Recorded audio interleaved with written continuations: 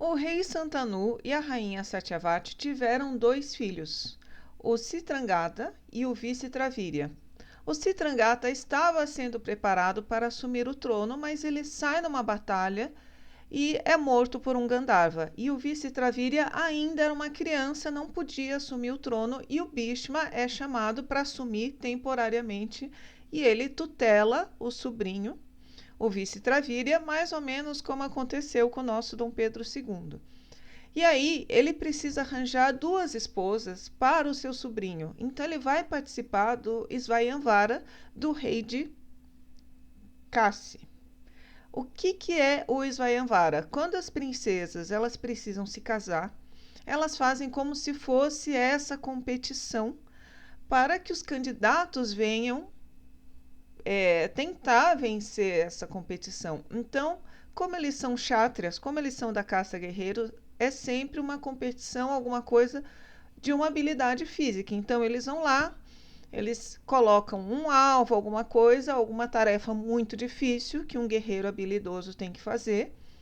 Vários guerreiros aparecem. Nessa história dos guerreiros aparecerem, a princesa está lá olhando, já vê se ela se interessa por alguém.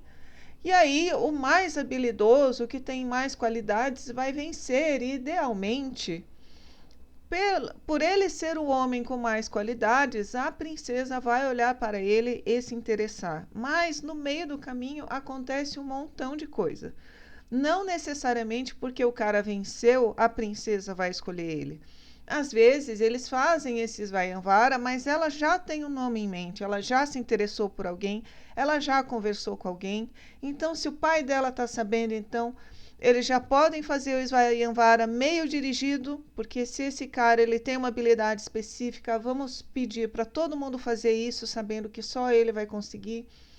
Às vezes a pessoa vai lá e ela não tem a qualificação, às vezes não se aceita o resultado, a princesa não quer casar com quem ganhou, os outros não aceitam que quem ganhou, ganhou, eles começam a lutar, ou ela está afim de alguém que ele não tem o sangue real, etc., como os outros, e eles fogem e consomem o casamento. Então tem muita coisa no meio do caminho nessa história do Svayamvara, tem muita suspeita, muita negociação. Então, o Bhishma vai nesse Svayamvara e aí fica numa situação meio ridícula, porque ele vai em nome dos sobrinhos, que são do sobrinho, que é uma criança, e ele, na verdade, já está velho para participar do Svayamvara. Então, isso chama a atenção quando ele aparece lá. E é o Svayamvara de 3 irmãs. Os nomes delas são Amba, Ambika e Ambalika. Aí ele vai lá, compete com todo mundo, ganha. As pessoas não aceitam o resultado, e especialmente vai lá um rei do reino de Salva. E ele fica inconformado e ele desafia o Bhishma para um duelo. E o Bhishma vence e nem ao menos mata o cara, o que provavelmente ficou mais humilhante do que se eles tivessem lutado até a morte. Então ele vence o rei de Salva, pega e leva as 3 princesas e está levando para o reino. Só que quando ele leva as 3 princesas, a mais velha, a Amba, vira para o Bhishma e fala assim: que absurdo isso, eu não quero casar com esse teu sobrinho, sei lá para onde que você está me levando.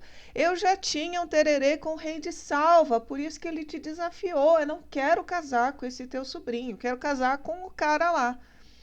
Aí o Bhishma fala: então tá bom, então libera ela e fala: agora vai, sai da carruagem, vai o teu caminho e vai procurar o teu rei de Salva. A gente também não quer casar você aqui com o nosso sobrinho, você aí a fim de outro homem. Então, Ambika e Ambalika se casam com o rei Vistravíria.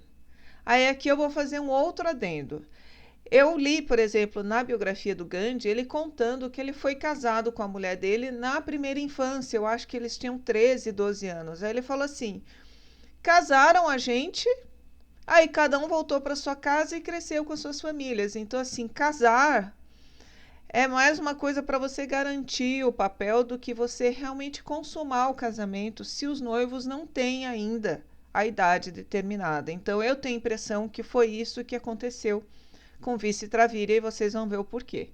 Então, o Bhishma, ele casa Ambika e Ambalika com o Vice-Travíria, e a Amba segue o caminho dela. Aí a história continua pela Amba.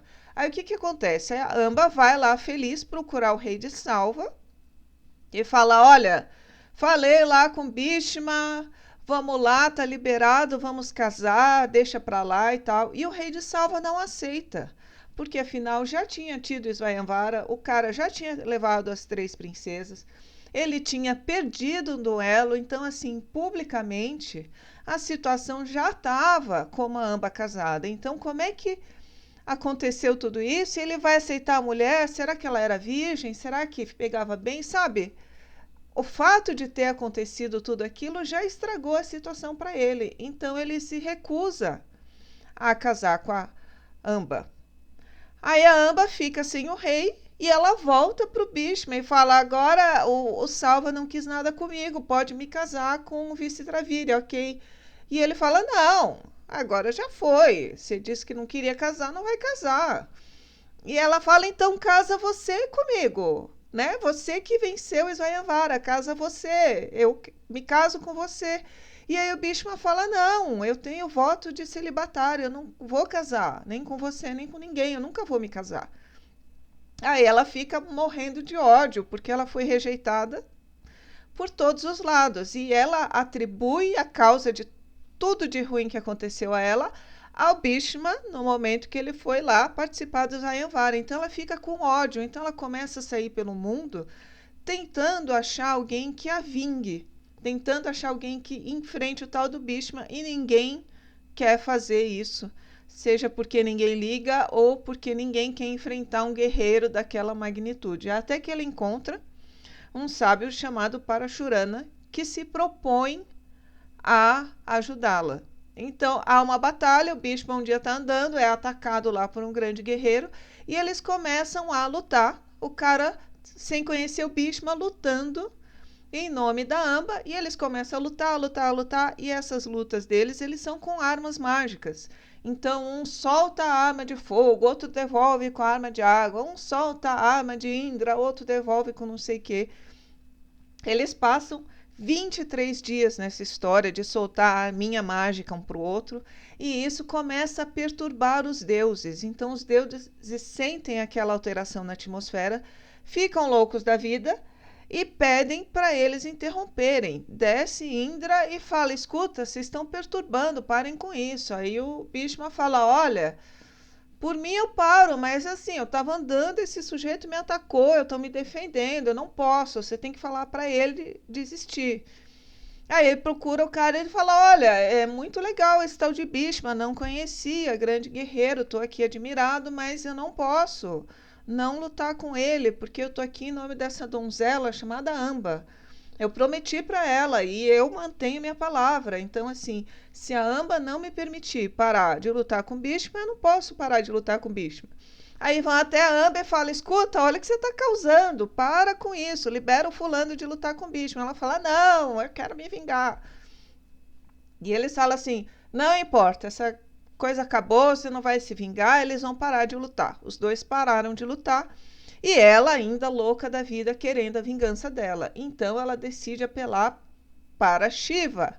Ela passa 12 anos fazendo austeridades e rituais e yoga e pedindo e respiração e de tudo que é possível. Após 12 anos, Shiva aparece e diz que vai realizar o desejo dela, que na próxima encarnação ela vai ser o homem responsável pela morte de Bhishma. E ela fica tão feliz e tão ansiosa para chegar logo a essa próxima encarnação que ela se atira numa pira funerária e morre, porque ela quer morrer logo, para ressuscitar logo e para matar o Bhishma logo. E aí ela vai nascer depois, mais para frente, como filho do rei Drupada, que realmente vai ajudar a causar a morte do Bhishma. Eu digo ajudar a causar e não causar, porque o Bhishma, só ele pode escolher a hora da morte dele. Então, como é que fica isso? Como é que realiza e como é que ele morre? Isso nós veremos nos próximos capítulos.